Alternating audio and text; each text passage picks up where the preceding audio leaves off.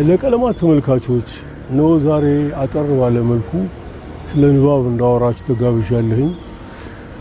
ንባብ የፍቅር ጉዳይ ነው። የሚወድ ሰው ነው እዛ ውስጥ ሊገባ የሚገባው የሚያረጋውም። ያው ስትወዱ እድሜ ልክ ነው፣ ስታነቡ እድሜ ልክ ነው።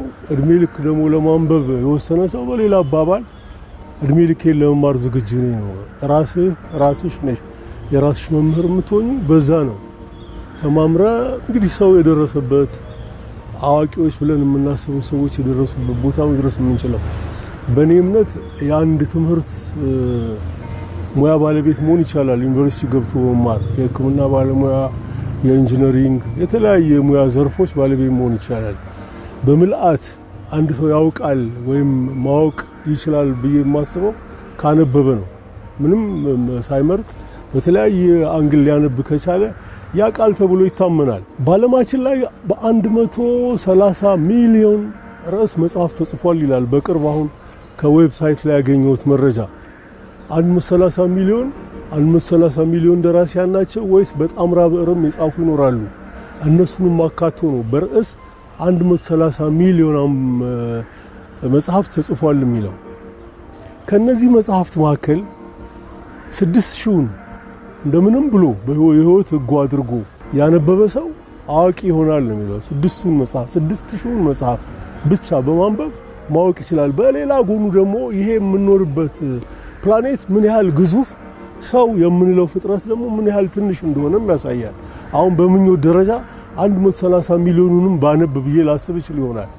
በቂ እድሜ የለኝም። ምክንያቱም እያንዳንዱ መጽሐፍ ላይ ጊዜና ጉልበቴን ባጠፋው ቁጥር ከእድሜ አካውንት ይቀንሳል። ስለዚህም አንድ ሰው ከእድሜው ሊኖረው የሚችለው ለ6000 መጽሐፍ ነው። የምታደንቋቸው የምታከብሯቸው በአስተዋይነታቸው ሩቅ አሳቢ ናቸው የምትሏቸው አንባቢዎች 6000 ድረስ ነው አንብበዋል ማለት ነው። አንድ ጀማሪ አንባቢ ለመጀመሪያ ጊዜ እንዲገለጥለት ከፈለገ ደግሞ 30ውን በማንበብ 30 መጽሐፍ በማንበብ ሊገለጥለት ይችላል ተብሎ ይታሰባል። 30 የተለያየ ርዕስ ላይ ነው የተጻፉት። የሚገርመው አጋጣሚ ያ ሰው በህይወት ዘመኑ ከደራሲያን ጋር አውግቶ ያውቅ ይሆናል። ደራሲያን ስራቸውን ይዞ ቁጭ ብሎ ግን በሚያነብ ጊዜ ከ30ዎቹም ጋር በ30 የተለያየ ሐሳቦች ላይ አንዳንድ መጽሐፍ ደግሞ አለ ብዙ ጭብጥ ውስጡ አካቶ የሚይዝ። ስለዚህም ከ30ዎቹ ጋር በ30 ርዕሰ ጉዳይ ላይ በማውጋት የመጀመሪያ መገለጥ ይፈጠራል ነው የሚለው። ወገግ ብሎ ይታየዋል፣ ይታያታል። ከዛ በኋላ ጥረቱ ይቀጥላል። እኔ 5 መጽሐፍ እንድመርጥላችሁ አዘጋጁ ጋብዞኛል። የምመርጥላችሁ መጽሐፍት 5 ናቸው። እነዛም መጽሐፍት የመጀመሪያው መንግስትና የህዝብ አስተዳደር ነው። መንግስትና የህዝብ አስተዳደር በ20ኛው ክፍለ ዘመን መጀመሪያ በ19ኛው ክፍለ ዘመን ላይ ነው ክብረት ባይከዳኝ መንግስትና የህዝብ አስተዳደር ብሎ የጻፈው።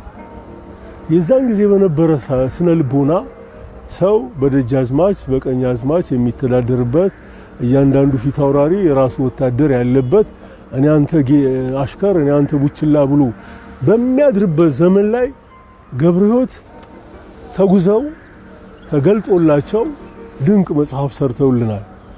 በዛን ዘመን እንደዛ የሚያስብ አልነበረም ይላሉ ልዑል ራስ ምሩ።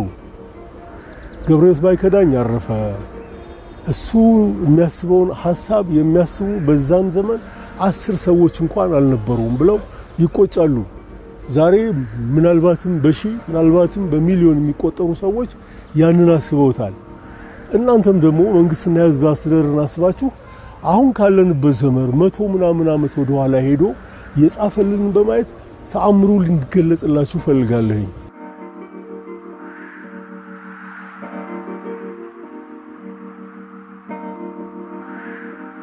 ሁለተኛው መጽሐፍ የተክለሐዋርያት ፊታውራሪ ተክለሐዋርያት ተክለማርያምን ግለ ታሪክ ነው። ባዮግራፊ ወይም የግል የህይወት ታሪክ ነው የሚለው። የሚያሳዝነው አጋጣሚ ይሄ መጽሐፍ እስከ 1953 ዓመተ ምህረት ድረስ እሳቸው ያለውን ለህትመት አዲስ አበባ ዩኒቨርሲቲ ያበቃው። እሳቸው ግን እስከ 1969 ዓመተ ምህረት ድረስ ነው የኖሩት። ስለዚህም እስከዛ ድረስ ያለውን ጽፈውታል ብዬ ገምታለሁ። ተገንጥሎ የቀረ ነገር አለ። እንዲሁም ግንጣይ መጽሐፍም ሆኖ ተክለሐዋርያት ተክለማርያምን ስታነቡ ህሊናችሁ ተአምር ያያል። አሁንም እዛው 19ኛው ክፍለ ዘመን ላይ የነበርንበትን ዘመን ወርቅ አድርገን እንድናይ የመጀመሪያዎቹ ምሁራኖቻችን መካከል አንዱ ናቸው። እኚህ ሰው ተጉዘው ሩሲያን እንዴት እንደማያዋት ምን እንደተማሩባት በህይወት ያለፉ ያገደሙበትንና እኛ ያልነበርንበትን ዘመን የኢትዮጵያን ስዕል ወርቅ አድርገው ያሳዩናል። ያልነበርክበትን ዘመን ሊያሳይሽ የሚችል መጽሐፍ ነው። ይህንን መጽሐፍ በሁለተኛ ደረጃ እንድታነቡ ጋብዛለሁ። 3 እና 4 የአንድ ደራሲ መጽሐፍ ነው ጋብዛችሁ። ደራሲው ንጉሴ አየለ ተካ ነው። የመጀመሪያው እንድታነቡት የምፈልገው መጽሐፍ ታላቁ ጥቁር ነው።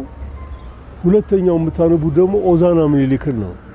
እነዚህ መጽሐፍ ንጉሴ ዩናይትድ ስቴትስ ውስጥ ኦሃዮ ተቀምጦ በእግሩም በመኪናም በብስክሌትም እየተጓዘ ከ100 ዓመት በፊት አሁንም የዳግማዊ ምኒልክ ዘመነ መንግስት ከአሜሪካኖች ጋር የነበረንን ዲፕሎማሲያዊ ግንኙነት ያሳያል። የድረስ ያከብሩናል፣ የድረስ ይወዱናል፣ የአድዋው ድል የድረስ አስከብሮናል ያሳያቸዋል። የኢትዮጵያን ከ100 ዓመት በፊት የነበረ ታሪክ ነው። እንግዲህ በዛን ጊዜ ንጉሴ ጥናቱን በሚያካሄድ ጊዜ እና ወደ ኋላ ሄዶ ሲያነብ አሜሪካን 75 ዓመቷ ነበር በፕሬዝዳንት መተዳደር ስትጀምር። እንደ ማንኛውም ሀገር ፍርሃት ነበራት። ምናልባት ከ75 ዓመት በኋላ ባንቀጥልስ? ምክንያቱም ጆርጅ ዋሽንግተን ንጉስ እንዲሆን ጠይቆት አልሆንም፣ ከሁለት ጊዜም በላይ አልመራም፣ አንድ ሰው ከሁለት ጊዜ በላይ ባይመራ ጥሩ ነው ብሎ ቃል በተናገራት ነገርና ተግባራዊ ሆና ዩናይትድ ስቴትስን ፕሬዝዳንቶቻቸው የ4 ዓመት እየተፈራረቁ የሚመሯቸው። ምናልባት ይሄ ህግ የተሰራው በፍራንክሊን ዴላኖ ሩዝቬልት ነው። ሁለተኛው የዓለም ጦርነት ተከሰተ። ሁለተኛው የዓለም ጦርነት ክስታ ወቅት እነሱ ወደ ምርጫ ቢገቡ አገራቸው አደጋ ላይ ትወድቃለች። ስለዚህ ሀገራቸውን ደህንነት ለመጠበቅ ፍራንክሊን ዴላኖ ሩዝቬልትን ለሶስተኛ ጊዜ እንዲመሩ አድርገዋቸዋል። በተረፈ ብዙዎቹ ከሁለት ጊዜ በላይ አልመሩ። ይሄ እንግዲህ ፕሬዝዳንታቸው በቃል የተናገረውን አክብረው ነው እነሱ ተግባራዊ ያደረጉትና እንዲህ አይነት ሀገር ነበረች። ወጣት ሀገር ናት። ዲፕሎማሲያዊ ግንኙነት በንግድ ላይ የተመሰረተ እንዲሆን ትፈልጋለች። ያንን አደረገች እና ያን ዘመን ወርቅ አድርጎ ያሳያችኋል። ሮበርት ስኪን የሚባል ዲፕሎማት አለ። እሱ ነው 1903 ኢትዮጵያ መጥቶ ከምኒልክ ጋራ የተገናኘው፣ ትልቅ አቀባበል የተደረገለት። ይህ ሰው አንድ ዲፕሎማት እንዴት ያስባል ለኔ ያሳይቶኛል። እናንተም አንብባችሁ ከበረከቱ እንድትቋደሱ ጋብዛለሁ።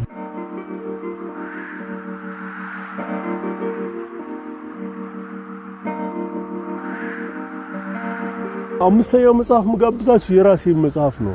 የምድራችን ጀግና የሚል መጽሐፍ ጽፌያለሁ። 1990 ላይ ነው የጀመርኩት።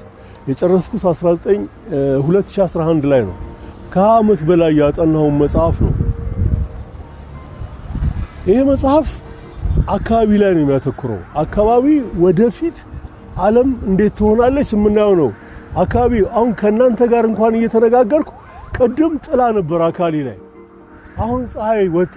እኔ አላዘው፣ እሱ ነው እያዘዘን ምኖርና ይህ የምንኖርበት አካባቢ ሳይበላሽ ሳይበከል እኛ እንዴት እንኖርበት፣ መጪው ትውልድስ እንዴት ነው ይሄንን ተቀብሎ መሄድ የሚችለው? በእኔ እምነት ኢትዮጵያ ለረሃብ እንድትዳረግ ያደረጋት ወይም የረሃብ አረንቋ ተጣብቷታል ብለን እንድናስብ እናልፈዋለን፣ እያለፍነው ነው።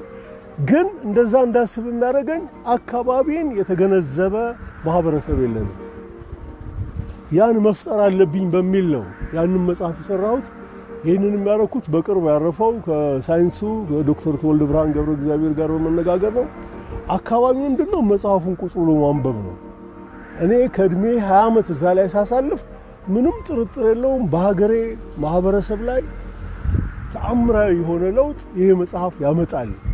ቢያንስ መጪው ትውልድ የአካባቢን ጉዳይ ይገነዘባል ብዬ ነው ያደረኩት። እርግጠኛ ነኝ ተወዱትና ታነቡታላችሁ ብዬ ገምታለሁ። ማንበብ እድሜ ልክ እማራለሁ ብሎ ማሰብ ነው። ማንበብን የወደደን ሰው አትገራው፣ አትምራው ለሉቅ ፈረስ ያለንጋ ጥላ ይበቃዋል እንደሚሉት ልክ ስትነግረው ወዲያው ነው አቅጣጫውን የሚይዘው። ወደዳችሁም ጠላችሁ አይናችሁ የንስር እንዲሆን ሩቅ ማየት እንድትችሉ አንብቡ። ያነበበ ሁሉ ይድናል። ከልብ አመሰግናለሁ።